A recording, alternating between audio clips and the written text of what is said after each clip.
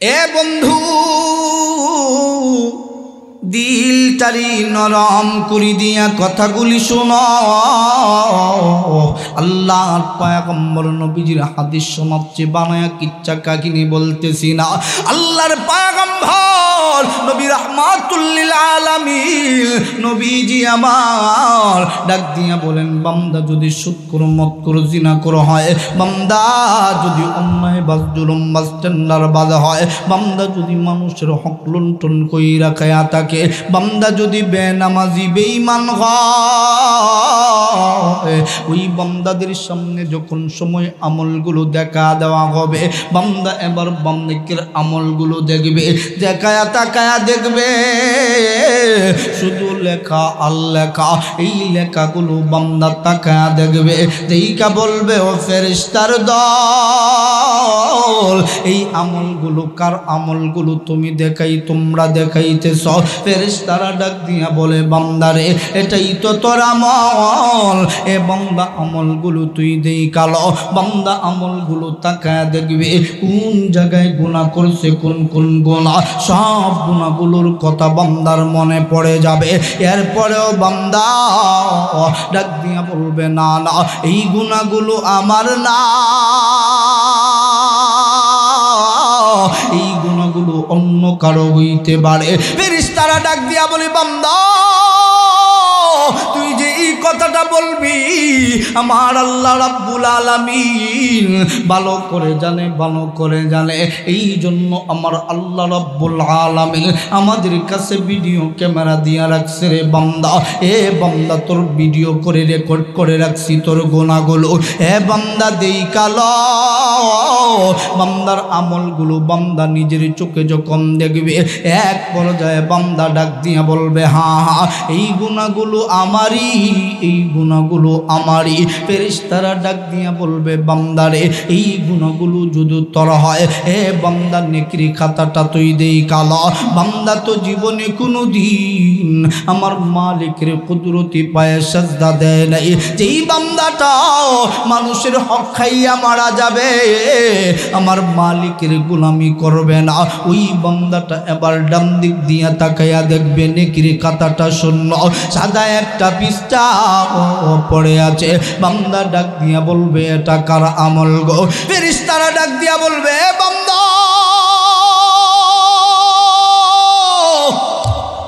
এ বান্দা এটাই তো তোর আমল। ফেরেশতাদেরকে ডাক দিয়া বলবে, ও ফেরেশতারা আমার জীবনের ভিতরে তো নামাজের নেকি আছে, রোজার নেকি আছে, হজের নেকি আছে, যাকাতের নেকি আছে, ওই নেকিগুলো গেল কোথায়, গেল কোথায়? ফেরেশতারা ডাক দিয়া বলে, বান্দা দুনিয়ার জমিনে নামাজ পড়তি ঠিকই, তুই লোক দেখাবার জন্য নামাজ পড়তি, আল্লাহর ভয় নিয়ে রে বান্দা তুই নামাজ পড়তি না, এই জন্য তোর নামাজের নেকি লিখতে পারি নাই। হজ করছিলি ঠিকই, মানুষগুলো তোরে যেন হাজি বলে।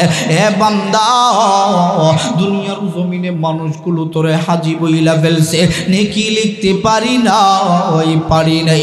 ফেরেশতারা ডাক দিয়া বলে, এ বান্দা অল্প সময় পর মালাকুল মউত আজরাইল তোর রূহটা বাগির করে নিয়ে যাবে। এ বান্দা আর তোর কবরস্থানটা হবে জাহান্নামের গর্ত, 99টা সাপ আল্লাহ রাব্বুল আলামিন কবরের ভিতরে ঢুকা দিবে। বান্দাকে যখন সময় এই কথাটা বলা হবে, বান্দা তরতর করে কাঁপ শুরু করবে, বান্দার মনের ভিতরে এখন অনুশোচনা আসবে। ওই সময় বান্দাটা তওবা করার জন্য চেষ্টা করবে। আল্লাহ ডাক দিয়া বলে, ফেরেশতার দল, বান্দা এখন যতই তওবা করুক না কেন, বান্দার আর কোনো তওবা কবুল হবে না। এই বান্দাটা ডাক দিয়া বলবে, আল্লাহ, একবার ডাক দেন না, বলেন না আল্লাহ, আবারও ডাক দেন না, বলেন না আল্লাহ। এ বন্ধু দিলটা দিলারি নরম করি দিয়া কথাগুলি শোনো। বান্দা ফেরেশতাদেরকে ডাক দিয়া বলতে থাকবে, ও ফেরেশতারা দয়া করে আমার একটু গুনাহ কাইটা দেন, একটু নেকি আমার আমল নামায় লেখা দেন। ফেরেশতারা ডাক দিয়া বলবে, বান্দারে এই দেখো খাতা, এই দেখো কলম, এই কলমের ভিতরে আর কোনো কালি নেই, এই খাতার ভিতরে লেখার মতো আর কোনো জায়গা নাই। এ বান্দা কবুল হওয়ার সময় রে বান্দা শেষ হয়ে গিয়েছে। এ বান্দা আজকে নেকি করার জন্য পাগল হয়ে গেলি, অথচ আমার আল্লাহ রাব্বুল আলামিন তুই বান্দারে কত তাহাজ্জুদের সময় ডাক দিয়েছে। এ আব্দুল্লাহ আয়া, আমি মালিকের কুদরতি পায়ে একবার সাজদা দিয়া দে। এ বান্দা আসো কি কোনো অভাবী বান্দা, আমি মালিকের কাছে চারে বান্দা, আমি তোর অভাব অনটন দূর করে দিব। আসো কি কোনো অসুস্থ বান্দা, আমি মালিকের কাছে চাওয়া, আমি মালিক তোরে সুস্থ বানায়া দিব। কিন্তু তুই তাহাজ্জুদে ঘুম থেকে উঠলি না, আমার আল্লাহ তুই বান্দাটারে ফজরের সময় ডাক দিয়েছে, মুয়াজ্জিনের কণ্ঠে যেন আমার আল্লাহ ডাক দেয়, হাইয়া আলাস সালাহ, এই বান্দা নামাজের জন্য আয়া। এরপরেও বান্দাটা ফজরের নামাজে যায় না, আল্লাহ এরপরে যেন মুয়াজ্জিনের কণ্ঠে আবার ডাক দেয়, হাইয়া আলাল ফালাহ, এ বান্দা কল্যাণের জন্য আয়া। এরপরেও বান্দাটা ফজরের নামাজে যায় না, 5 ওয়াক্ত নামাজের ভিতরে আজানের ভিতরে আমার আল্লাহ এইভাবে আর কোনো ডাক দেয় না, শুধুমাত্র ফজরের সময় আমার আল্লাহ পাক ডাক দিয়া বলেন মুয়াজ্জিনের কণ্ঠে, আসসালাতু খায়রুম মিনান নাওম।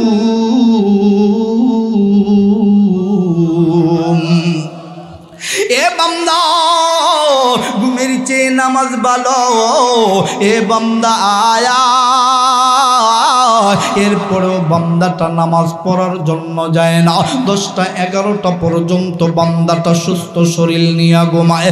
এই বান্দাটাকে আমার আল্লাহ আবার আসরে ডাকে, জোহরে ডাকে, বান্দা আসরে জোহরে মাগরিবে যায় না, এশার সময় আল্লাহ ডাক দেয়, এশার সময় বান্দাটা যায় না। সারাটা দিনের গুনাহ একত্রিত কইরা কিরামান কাতিবিন 2 জন ফেরেশতা ডাক দিয়া বলে, মালিক রে আপনার বান্দার গুনাহগুলো লিখব নাকি? ওই সময় যখন বান্দার নামে ফেরেশতারা বিচার দেয়, গুনাহ লিখবার চায়, আমার মালিকের এত সুন্দর কুদরতি চেহারা, আমার মালিকের কুদরতি চেহারাটারে মলিন কইরা দিয়া ডাক দিয়া কয়, ফেরেশতার দল আমার বান্দার গুনাহ লিখবি, লিখ তবে শুইনা রাখ, আমার বান্দা যদি মরণের আগে আগে যদি নামাজ পড়ে নাই এই জন্য আমি আল্লাহ তারে মাফ করে দিব না তেমনটা না। ওই বান্দা যদি মরণের আগে আগে সুযোগ পাইয়া ওই বান্দা যদি তওবা কইরা লয়, আমি আল্লাহ কিন্তু ওই বান্দাটাকে জীবনের গুনাহ মাফ করে দিব। এই কথাটাই তো আমার আল্লাহ কোরআনে পাকে জানা দেয়, ইয়া আইয়ুহাল্লাযীনা আমানু তাকুল্লাহা হাক্কা তুকাতিহি ওয়া লা তামুতুন্না ইল্লা ওয়া আনতুম মুসলিমুন।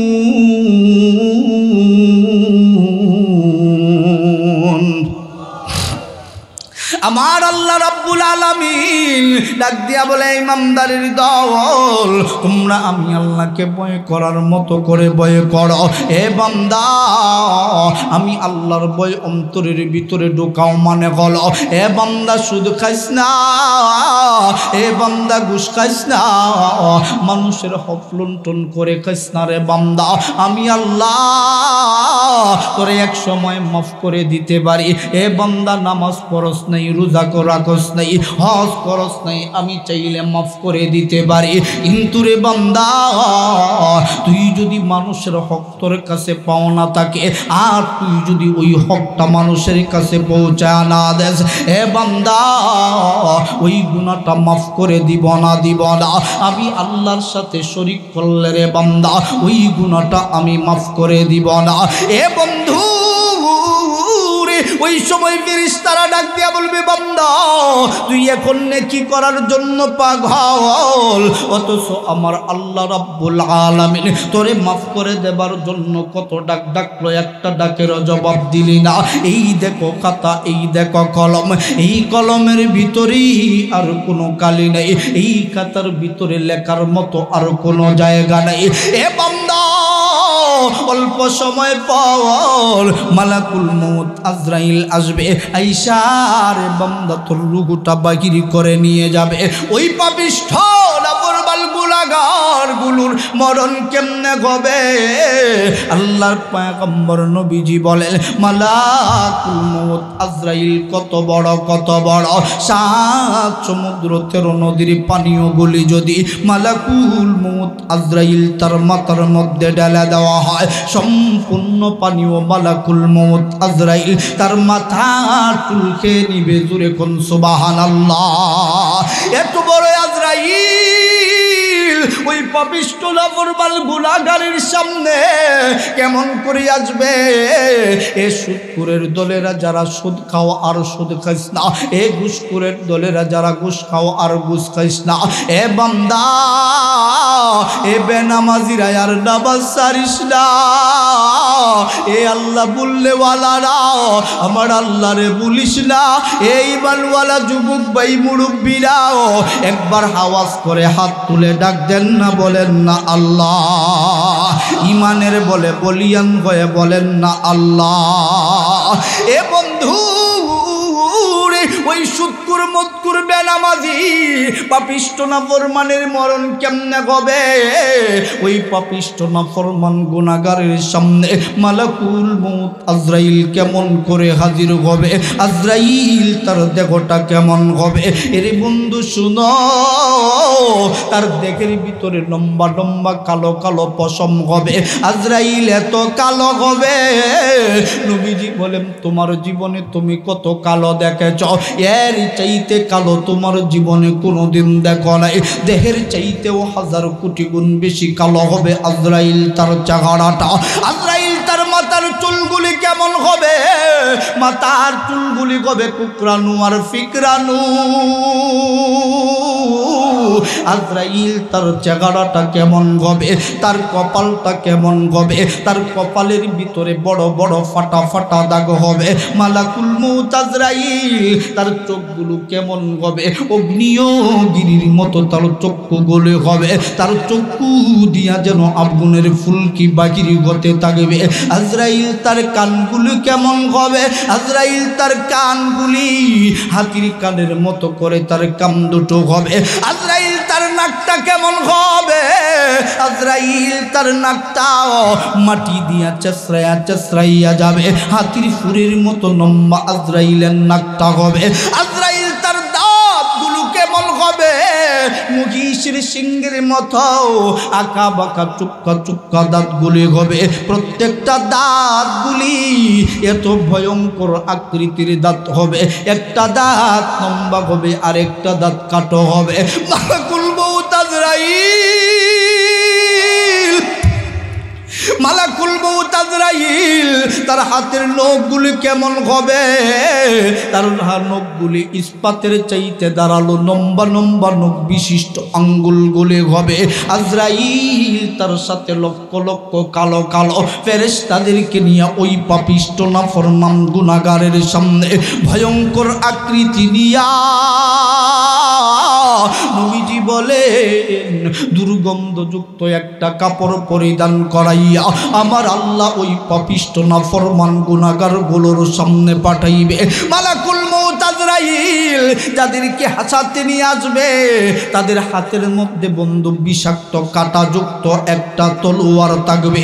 এই বিষাক্ত কাঁটাযুক্ত তলোয়ার লইয়া ওই পাপিষ্ট নাফরমান গুনাহগারের সামনে সা সা শব্দ করে মালাকুল মউত আজরাইল ওই পাপিষ্ট নাফরমান গুনাহগারের সামনে আইসা ডাক দিয়া বলতে থাকবে, আখরিজু আনফুসাকুম আইরুহাকুম। এ পাপিষ্ট নাফরমান গুনাহগার, কোথায় রে বান্দা তোর রুহুটা রেখেছিস? তাড়াতাড়ি করে এ বান্দা তোর রুহুটা বাগিরি করে দে, বাগিরি করে দে। ওই পাপিষ্ট নাফরমান গুনাহগারের রুহুটা এরপরেও বাগিরি হইতে চায় না। এই রুহুটা আজরাইলের ভয়ঙ্কর চাগাড়া দেইকা রে বন্ধু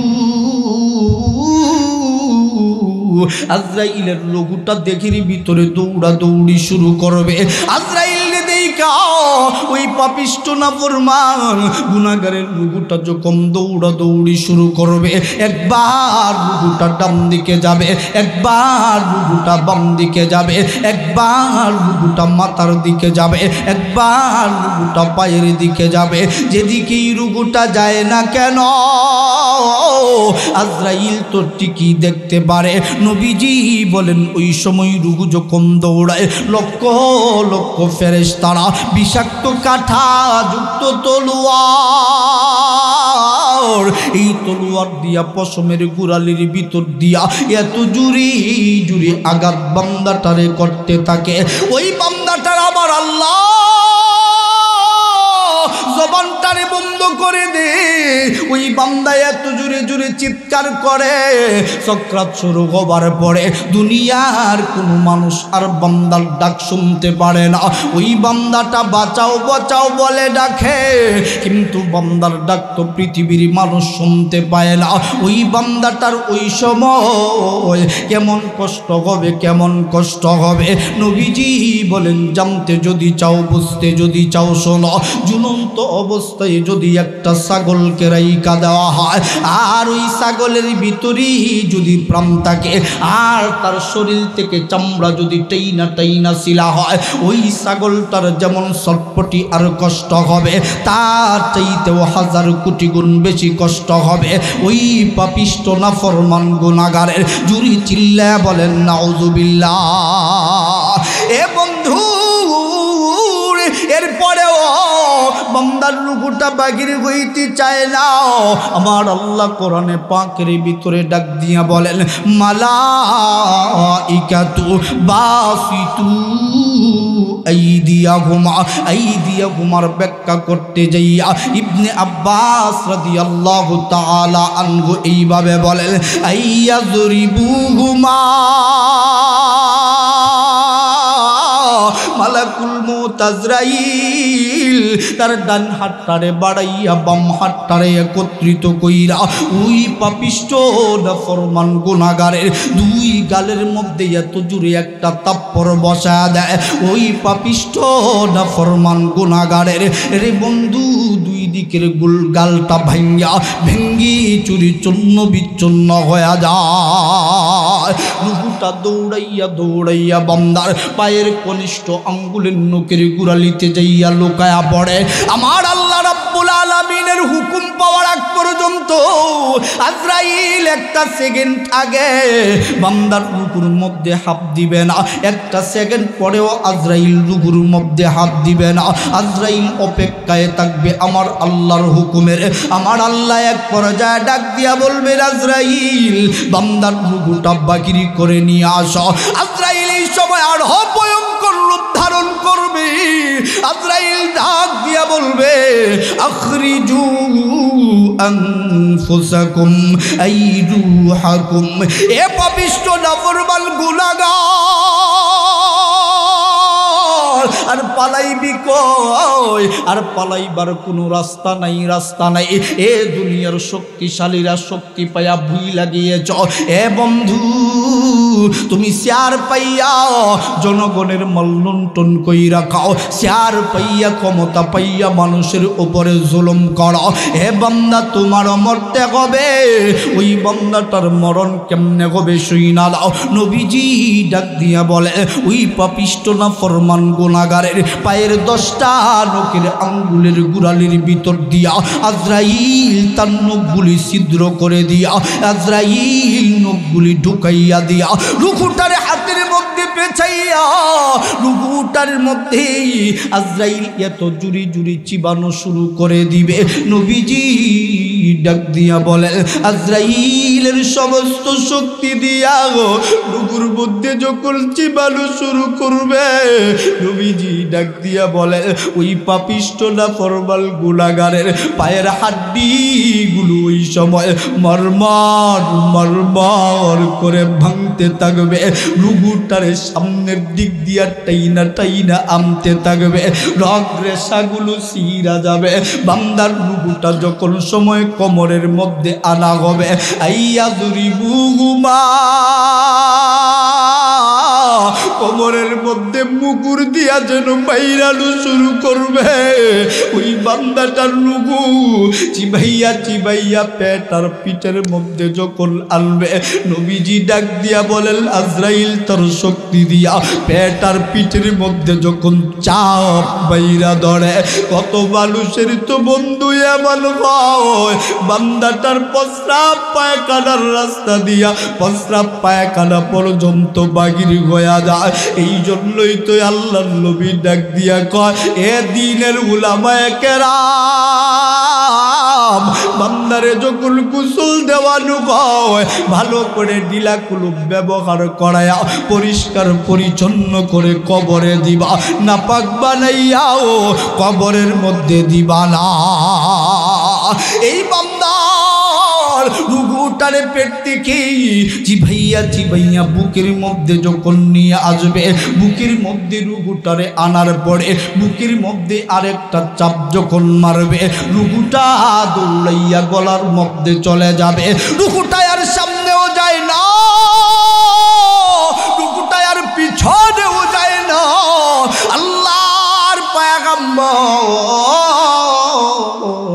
নবীজি আমার ডাক দিয়া বলেন, ওই পাপিষ্ট নাফরমান গুনাহগারের ওই সময় এমন পানির পিপাসা শুরু হয়, পানির পিপাসা শুরু হয়। ওই পাপিষ্ট নাফরমান গুনাহগারের যদি ওই সময় 7 সমুদ্র 13 নদীর পানীয় পান করা দেওয়া হয়, এরপরেও ওই পাপিষ্ট নাফরমান গুনাহগারের পানির পিপাসা মিটবে না। এ বন্ধু তারি নরম করি দিয়া কথাগুলি শোনো। ওই বান্দার রুহুটা কেমন করে বাগিরি করা হবে? এ সুদকুরিরা ঘুষখোরেরা, এ বেনামাজিরা, আল্লাহ বললেওয়ালারা, আর আল্লাহরে বলিস না, আবারও ডাক দাও না, বলো না আল্লাহ, আবারও ডাক দেন না, বলেন না আল্লাহ। এই বান্দা, যেই বান্দা দুনিয়ার জমিনে আল্লাহকে আল্লাহ বলে স্বীকার করে নাই, আল্লাহকে এক বলে মানে নাই, ওই বান্দাটার রুহু এবার মাথার থেকে চিবাইয়া চিবাইয়া গলার ভিতর দিয়া রুহুটারে চিবাইয়া চিবাইয়া বুকের বাম দিক দিয়া একত্রিত করে নিয়ে আসবে। আখরিজুহুমা, মালাকুল মউত আজরাইল বুকের ভিতর দিয়া হাতটারে ছিদ্র করে ঢুকাইয়া রুহুটারে হাতের মধ্যে পেঁচাইয়া, পুরাটা দেখেন রুহু হাতের মধ্যে পেঁচাইয়া আজরাইল তার সমস্ত শক্তি দিয়াও এত জোরে টান দিবে, আল্লাহর পয়গম্বর নবীজি আমার ডাক দিয়া বলেন, ওই পাপিষ্ট নাফরমান গুনাহগারের 360টি হাড্ডির জোড়া টানের সঙ্গে সঙ্গে চূর্ণ বিচ্ছিন্ন হয়ে যাবে। এই রুহু একটারে বন্ধু বাগিরি করার পরে দূরে বন্ধু দুর্গন্ধযুক্ত রুমাল অথবা সলার বস্তার ভিতরে বান্দার রুহুটা পেঁচাইয়া এত দুর্গন্ধ বান্দার রুহুতে হয় আল্লাহর পয়গম্বর নবীজি বলেন ফেরেশতারা রুহুটা নিয়ে আসমানে নিয়ে যাইবার চায়। এমন সময় দেখে আসমানের দরজাটা বন্ধ। ফেরেশতারা নাকের মধ্যে হাত দিয়া আল্লাহর কাছে বিচার দেয়, আল্লাহ আপনার কোন বান্দার রুহুটা আপনি আসমানে রাখবার চান? আপনার বান্দার রুহুর দুর্গন্ধ সহ্য করবার পারি না। আমার আল্লাহ ডাক দিয়া কয় দ্বিতীয় আসমানে নিয়ে যা। ফেরেশতারা কিভাবে আল্লাহর কাছে বিচার দেয়? সপ্তম আসমান পর্যন্ত বান্দার রুহুটা নিয়ে যাওয়া হয়। সপ্তম আসমানের ফেরেশতারাও রুহু রাখবার চায় না। রুহু বাগিরি করনেওয়ালা ফেরেশতারা ডাক দিয়া বলে, মালিক রে আপনার বান্দার রুহুটা করব কি ওই পাপিষ্ট না ফরমান গুনাহগারের রুহুটা করব কি? আমার আল্লাহ ডাক দিয়া বলেন ওই সিজ্জিন নামক জেলখানার ভিতরে বান্দার রুহুটা বন্দি করে দাও। জুরি জুরি চিৎকার করে বলেন নাউজুবিল্লাহ। ওদিকে সিজ্জিন নামক জেলখানার ভিতরে বান্দার রুহুটাকে বন্দি করে দেওয়া হয়। আপনার দেহটা দুনিয়ার মধ্যে পড়ে থাকে। মানুষ আপনাকে এতদিন ভালোবাসত, আপনার চেহারা অনেক সুন্দর ছিল, আপনাকে ভালোবাসত। মরা সুন্দর চেহারা কেউ ভালোবাসে না। আওয়াজ করে বলেন ঠিক কিনা? কত বাচ্চা দুনিয়ার থেকে মারা গেল। এই বাচ্চাগুলোকে কেউ ঘরের ভিতরে সাজায় রাখে না। কেন রাখে না? কারণ তার শরীর পচার ভয়। এই শরীরের ভিতরে দুর্গন্ধ হবে। এই দুর্গন্ধটা কেউ, আপনি কাদেরকে আপন মনে করেন? আপনার সন্তানকেও আপন। আপনি আজকে টেস্ট করার জন্য 10 দিন বিছানায় প্রস্রাব পায়খানা করেন, টেস্ট করার জন্য। আপনি দেখেন আপনার সন্তানের কাছে আপনি মূল্যহীন হয়ে পড়বেন। আপনার মার কাছে আপনি মূল্যহীন হয়ে পড়বেন, আপনার বাবার কাছে আপনি মূল্যহীন হয়ে পড়বেন। আর আপনি যদি ভালো টাকা ইনকাম করতে পারেন, মার কাছে সবচেয়ে ভালো ছেলে হলো। আমি অনেক প্রমাণ আপনাদের সিলেটের ভিতরে আমি দিতে পারবো। আমি গোলাপগঞ্জে কয়েকদিন আগে ওয়াজ করতে গেছি। কয় হুজুর আমি আমার বাইরে বিদেশ নিলাম, 4 বাইরে বিদেশ আমি নিছি। হুজুর এখন আমি বাদ পাই না, হেরা আমারে জিগায়ও না। আছে না নাই? আছে না নাই? মুসলমান কাদেরকে আপন মনে করো? দুনিয়ার মানুষ স্বার্থের জন্য বেঈমানি করতে বাধ্য হয়। দুনিয়ার মানুষ স্বার্থ যখন হাসিল না হয় বন্ধুত্ব ছিন্ন করে ফেলে। নেতার সাথে যে বন্ধুত্ব করে, ওই যে নেতার পিছনে পিছনে ঘোরায়, মনে করে আমিও যদি হইতে পারি। জোরে জোরে আর একটু জোরে বলে, নেতার পিছে কেন ঘুরায়? 1 কাপ চা খাওয়ার জন্য ঘুরায় না, রাস্তার কতখান দূর দূর খাওয়ার লেগে ঘুরা, লেফটিন খাওয়ার লেগে ঘুরা।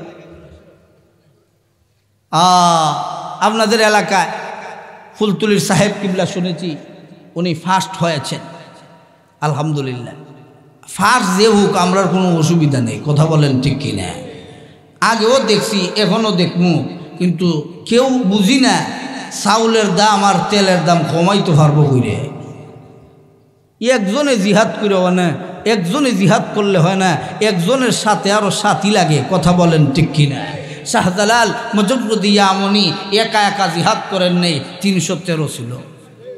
আর একটু জোরে ক, 360 ছিল।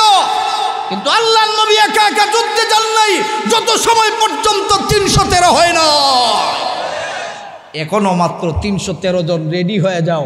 বাংলার জমিন নয়, পৃথিবীর জমিনে কালেমার পতাকা উঠতে থাকবে। ভয় পাবো কাকে? ভয় পাইয়া দরকার কি? আর ভয় পাবো কত?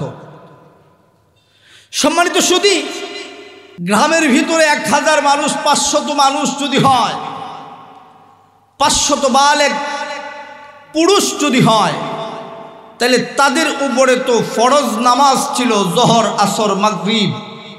মাগরিবের নামাজে আমরা কয়জন পেয়েছি? জোহরের নামাজে আমরা কয়জন পেয়েছি? ফজরের নামাজের কথা কইলে তো উভয় নেই। আমি যেই মসজিদে জুমার নামাজ পড়াই ঢাকায়, আমি তো অনেক সময় আমার যাওয়া লাগে বৃহস্পতিবার রাত্রি নামাজ পড়াইতে গেলে। জুমার সময় 5 তলার ভিতরে 1 তলাও খালি থাকে না, বরং আরো জুতা যে থাকে, এই জুতা সরাইয়া মানুষের সেজদা তেমন লাগে, ইজাতের মানুষ। কিন্তু ফজরের রক্ত আমি, মুয়াজ্জিন আর ইমাম সাহেব আর 2 জন মুসল্লি আছে বুড়া একবারে বাড়ির কাছে, এরা না আইলে মনে হয় বাড়ির থেকে কিছু কয়, বুড়া মানুষ জানি না করে, এর লাগে এই 2 জন মানুষ, এই 5-6 জন ছাড়া আন নাই। আপনাদের এলাকায় এরকম আছে? কিন্তু আলহামদুলিল্লাহ আমি ওয়াজ থেকে যাওয়ার পথে ফজরের নামাজ একদিন পড়েছিলাম আপনার জকিগঞ্জ থেকে আসার পরে এক জায়গায়, আপনার এটা গোলাপগঞ্জের পরে এক মসজিদে। আলহামদুলিল্লাহ দেখছি অর্ধেকটা পুরাটা মসজিদ ভরা, আলহামদুলিল্লাহ। তাহলে সিলেটের মানুষ আল্লাহ ভীতু, আল্লাহকে বেশি ভয় পায়। সিলেটের মানুষ আল্লাহর জন্য জীবন দিতেও চিন্তা করে না। কথা বলেন ঠিক কিনা? এটা মাদ্রাসার মাহফিল না? আপনারা কি জানেন 7ম শ্রেণীর সমাজ বিজ্ঞান বই, একটা বই, এই বইয়ের ভিতরে এমন কিছু লেখা দিছে, এমন কিছু পড়া দিছে, যেই পড়াগুলো পড়লে যৌনাচার শিক্ষণীয় হবে, ছোট বাচ্চাদের মেধা নষ্ট করা হবে। এরা বলে জাতির মেরুদণ্ড, এরা বলে জাতির কাছে শিক্ষিত মানুষ। আমরা তো বলি তুই শিক্ষিত তো নাই, তুই শিক্ষামন্ত্রী হবার যোগ্যতা তোর নাই। তুই লজ্জার কথা। ছোট বাচ্চা 6-7-এ পড়ে, হের কি আর এমন বুদ্ধিটা আছে, হের সামনে তুমি এমন শরীফার গল্প শুনাইলা। এই গল্প এমন গল্প তুমি শুনাইলা যেই গল্পের কারণে কেউ যদি বিশ্বাস করে ইমাম চলে যেতে পারে। তুমি যে বললা যে পুরুষ, কিন্তু আমার মন চায় শরীফ বলতেছে, সে কিন্তু পুরুষ, শরীফ বলতেছে নাকি এরকম যে আমার ছোটবেলার থেকে আমার মন চায় আমি মেয়েদের মতো সাজতে, মেয়েদের সাথে মিশতে। তাইলে এতে বোঝা গেল আমাদেরকে এমন শিক্ষা দিতে চায় যেই শিক্ষা পুরুষে নির্যাতনের কাজ, পুরুষে যৌনাচারের কাজ, আমাদেরকে তারা শিক্ষা দিয়া আমাদের সন্তানদেরকে জীবন নষ্ট করতে চায়। আমরা বলি এই শিক্ষার উপরে আমরা লাথি মারি। এটা কখনো শিক্ষা হইতে পারে না। আসিফ মাহতাব ভাই এক কনফারেন্সে যাইয়া সে বইয়ের 2 পাতা ছিঁড়ছে, চাকরি চলে গিয়েছে। এই জন্য আমরা হুজুররা তাকে ডেকেছি। আমরা ঢাকাতে অনেক ওলামায়ে কেরামগণ একসাথ হয়ে আমরা বলেছি, ভাই আপনি টেনশন করবেন না, বেতন যদি ওখানে 50 পাইতেন, আপনাকে আল্লাহ পাক 1.5 লক্ষ টাকার ব্যবস্থা করে দিয়েছে। এ মুসলমান, তুমি মনে করো মুসলমানদেরকে ভয় দেখিয়ে গুম আর খুনের হত্যার পায়তারা করে মুসলমানদেরকে পিছপা করে দিব? শাহজালাল যেমন পিছু হটে নাই, আমরা মুসলমান শাহজালালের অনুসারী, আমরাও পিছু হটব না। এই শিক্ষানীতি, কোরআনের শিক্ষানীতি বাস্তবায়ন করতে হবে। এই শরীফার যে পৃষ্ঠাটা, ওই আসিফ মাহতাব ভাইয়ের সুন্দর কথা খুব ভালো লাগছে যে উনি বলছে আমার নিজের টাকা দিয়া 80 টাকা দিয়ে বই খরিদ করলাম, 2টা পৃষ্ঠা আমি ছিঁড়ে দিয়া আমি বললাম ভাই এটা আপনাকে দিয়ে দিলাম, আপনি বিক্রি করেন। এখন আপনি যদি বলেন 40 টাকা দিয়ে নিতে, গরিব মানুষ আপনার কাছ থেকে নিবে। কথা বলেন ঠিক কিনা?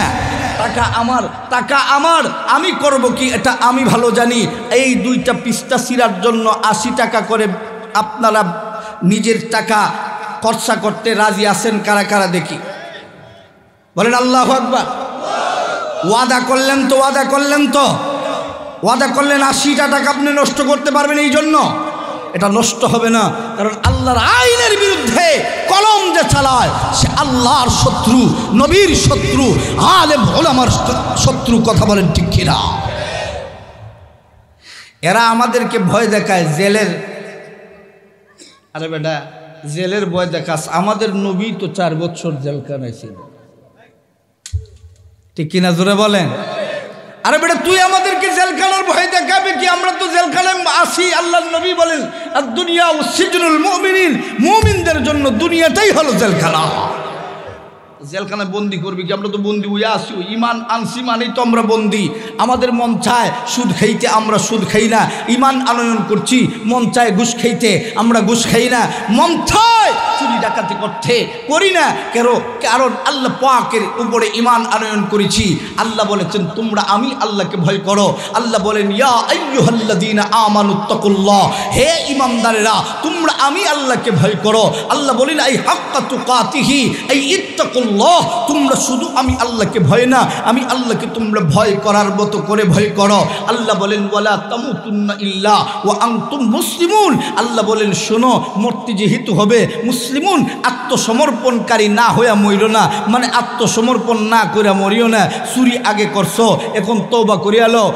ইল্লা ওয়া আনতুম মুসলিমুনের ভেটকায় আল্লাহ নবীর সবচেয়ে বড় মুফাসসির, সবচেয়ে বড় জান্নেওয়ালা মুফাসসির হযরত আব্বাস রাদিয়াল্লাহু তাআলা আনহু বলেন আই লা তাকনাতু মির রাহমাতিল্লাহ, বান্দারে তোর জন্য আমার আল্লাহ পাক মরণ পর্যন্ত সুযোগ রেখেছে। বান্দা তোর গুনাহ যদি তামাম গুনাহগারদের গুনাহ যদি এক পাল্লায় রেখে দেওয়া হয়, আর তুই যদি ঈমান আনয়ন করে মালিকের ভয় অন্তরের ভিতরে ঢুকাইতে পারিস রে বান্দা, ওই ঈমানকে যদি আরেক পাল্লায় রেখে দেওয়া হয়, ঈমান যেদিকে থাকবে ঈমানের পাল্লাটা ভারী হয়ে যাবে। ইমানদারের দাম কম না বেশি? সাহাবায়ে কেরামের ইমানের দাম বেশি না আমাদের ইমানের দাম বেশি? সাহাবায়ে কেরামের মতো যদি আমরা ইমান আনয়ন করতে পারতাম, সাহাবায়ে কেরামদের মতো যদি হক কথা সমাজে বলতে পারতাম, তাইলে কখনো কোনো দিন দীপু মনির মতো এমন শিক্ষামন্ত্রী আমাদের সমাজে মানুষ মাইনা নিতে পারত না। কথাটা পকেটও না রেখে জোরে বলেন ঠিক কিনা? আর একটু জোরে বলেন ঠিক কিনা? শিক্ষামন্ত্রী হইল কেমনে? যেই শিক্ষামন্ত্রী ভালো করে বই যাচাই বাছাই না করে, বইকে সমাজের মানুষদের কাছে ছেড়ে দেয়, ছাত্র ছাত্রীদের কাছে ছেড়ে দেয়, এ আবার শিক্ষামন্ত্রী হয় কেমনে? এই কথাগুলো আজকে বলা যাবে না। এই কথাগুলো বললে আমাদেরকে বলবে ওই তো জঙ্গি আইছে, এই তো আইছে জঙ্গি, এই তো জঙ্গি, এটাই তো জঙ্গি। অথচ আল্লাহর নবী বলেন মাররা মিনকুম মুনকারান ফালইয়ুগাইয়িরহু বিয়াদিহি, বান্দা যখন খারাপ কাজ দেখো শক্তি থাকলে হাত দিয়া বাধা দাও। এই হাত দিয়া বাধা দেওয়ার ব্যাখ্যা হলো শক্তি যদি থাকে তাইলে তোমরা ওই যারা নির্যাতনকারী জুলুমকারী তাদের সাথে জিহাদ করো। কথা বলেন ঠিক কিনা? যদি এই শক্তি তোমার না থাকে তাইলে তুমি লিসান দ্বারা, জিহ্বা দ্বারা তুমি প্রতিবাদ করো। এই শক্তিও যদি তোমার না থাকে, অন্তর থেকে তুমি ঘৃণা করো, অন্তত পক্ষে অন্তর থেকে ঘৃণা তো করতে পারবো। কথা বলেন ঠিক কিনা? সম্মানিত সুধী, আল্লাহ বললেন হে বান্দা, বান্দাদের ভিতরে যারা ইমানদার আল্লাহ তাদেরকে ডাক দিয়া বলেন হো ইমানদারেরা তোমরা আমি আল্লাহরে ভয় করো, ভয় করার মতো করে ভয় করো। ভয় করো মানে হলো সুদ খাইও না, ঘুষ খাইও না, মদ খাইও না, জিনা করো না, অন্যায় করো না, জুলুম করো না, টেন্ডারবাজি করো না, রাস্তা মাইরা খাইও না। গোয়াইনঘাটের মানুষ কিন্তু ঘুমাই গেছে কিনা তা আল্লাহ জানে। জোরে এখন ঠিক কিনা? আপনাদের এলাকায় ইজাতের নেতা না থাকলেও অন্যান্য এলাকার মধ্যে আছে, রাস্তা খাইয়া ইখানো কতখান নাই, হিকানো কতখান নাই, হিকানো কতখান নাই। আর একটু জোরে এখন ঠিক কিনা? আর এমন নেতাও আছে আমি দেখেছি লেফটিন পর্যন্ত খাইলা। বিশ্বাস হয় না যদি আপনাদের এলাকায় পানি আসছিল না গত বছর, পানি আসার কারণে সব এলাকার মানুষ ক্ষতিগ্রস্ত হইতে আমি মিঠামইনে গেছি ওয়াজ করতাম, কই হুজুর আমরা চেয়ারম্যানও তো আমরা 6টা লেফটিন খাইলিছি। আমি বললাম লেফটিন কেমনে খাই রে বাবা? কই হুজুর বুঝছেন না? আমি বললাম বুঝবো কেমনে, একটু বুঝাইয়া দাও। কই হুজুর 12টা লেফটিন ছিল আমাদের গ্রামের জন্য বরাদ্দ, 6টা বাইকটা দিছে আর 6টা হ্যাঁ খাইলিছে। আছে না নাই? এই যে মানুষের আল্লাহ পাক বলেন 2টা জিনিস আমি আল্লাহ মাফ করব না। এক নাম্বার আমি আল্লাহর সাথে কেউ যদি শরিক করে আমি আল্লাহ তাকে মাফ করবে না, আমি আল্লাহ তাকে চিরস্থায়ী জাহান্নামে পালায়া দেব। ফি নারি জাহান্নামা খালিদিনা ফিহা আবাদা, আমি আল্লাহ তাকে জাহান্নামে যে ঢুকাবো আর বাহির করব না। আল্লাহ পাক আরেক দলের কথা বলেন, শুনো, যারা দুনিয়ার জমিনে মানুষের হক মাইরা খেয়া যাবে, মরে যাবে, ওই মানুষটারেও আল্লাহ মাফ করবে না। তাহলে এখন বালা করে বুঝা শুনে সুদ খাও আর ঘুষ খাও। ঘুষ যে খায় আপনাদের এলাকায় না থাকলেও অন্যান্য এলাকায় ঘুষখোর আছে, এরা মনে হয় মরবে না। না না, এরা তো মরার কথা না, আজরাইলে ঘুষ দেলাইব। ঘুষ খাইয়া যে বেটার অভ্যাস, এক বেটা মনে করেন সুর, সমাজ নমাজ যে বেটায় পড়ে এ বেটারও দেখে হে সুরুই মাজুর, এখন ঠিক কিনা? যে যেই রকম মানুষরে ভাবেও সেই রকম, হে মনে করে সব এলাকার মানুষ সুর। অলিফুরি হুজুর বলতেন এই কথা যে একজন আল্লাহর ওলি একদিক দিয়া অজু করতেছে আর একজন চুরি করিচ্ছে যে এখন যাইয়া ওই পুকুরেই আবার দেখা যায় হাত মুখ ধুইতেছে। আরে আমার মতো সুর দিকে আরেকটা আছে। ফিসাবের মনে মনে হইল, না রে আমার মতো দিকে আরেকজন তাহাজ্জুদ গুজারি আছে। দুজন রে এক কালো করে হুজুর ডাক দিলেন, ও ভাই আল্লাহর ওলি। করে আমার আল্লাহর ওলি কইয়া ডাক দেয়, আমি বললাম সুর তামসে। এখন আল্লাহর ওলি কয়, তুমি তাহাজ্জুদ পড়ার জন্য বুঝি তুমি আজকে ঘুম থেকে উঠছ? হুজুর তাহাজ্জুদ পড়বার লেগে উঠছি না তো, উঠছিলাম চুরি করবার লেগে। এই যে চুরির ফুটলা যেটা আছে এখানেই। এখন তাকায়া দেখে চুরি যে করছে ওই হুজুরের বাড়ির থেকে ওই চুরি করছে। হুজুর ছাইয়া দেখে হুজুরের মটকার থেকে টেকা যেটা আসিল ইডা, হুজুর ছাইয়া দেখে হুজুরের বদনাটা ইডা, হুজুর ছাইয়া দেখে সব দিকে আমার। এখন সুরের সাথে বললেন বন্ধুত্ব করি।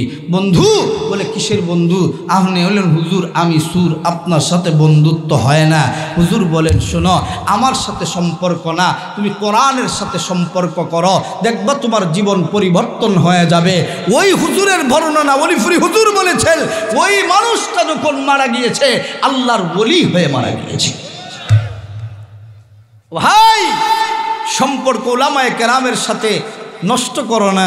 উলামায়ে কেরামদেরকে জেল আর জুলুম দিয়ে নির্যাতন করো না, কারণ তারা বদয়া দিলে আমার আল্লাহ ফিরায়া দেয় না। আর নাইলে এখন আলুর সিজনে এখন 70 টাকা কেজি খাওয়ার কথা না। আর একটু জোরে এখন ঠিক কিনা? আলুর কেজি যদি এখন 70 টাকা হয়, তাইলে বোঝা যায় যখন আলু বন্ধ হইব তখন সময় আমরার আলু খাইয়া মরা লাগতো না, আমরার কচু খাইয়া মরা লাগবো। আমরা নেতারা তো আমরা কচু কচু বেশি বেশি করে খান। করোনার সময় দেখছিলেন না, আমরা ওষুধ দিছে ফেনা, সব বিজ্ঞানী হেরা, আর আমরা হইলাম সুর, আমরারে বানাইছে মোবাইল চোর। আল্লামা মামুনুল হকে মোবাইল চুরি করছে, এটা সুরেও বিশ্বাস করবে না। কথা বলেন ঠিক না? সম্মানিত সুদী, এই জন্য আল্লাহ বললেন, যা করছো করছো, ইল্লা ওয়া আনতুম মুসলিমুন, মরতে যেহেতু হবে আত্মসমর্পণ না কইরা মরিও না। আত্মসমর্পণ না কইরা মরলে বিপদ আছে না নাই? এই সুদকুরেরা মরবে কি মরবে না? আল্লাহ বলেন, কুল্লু নাফসিন যায়িকাতুল মাউত।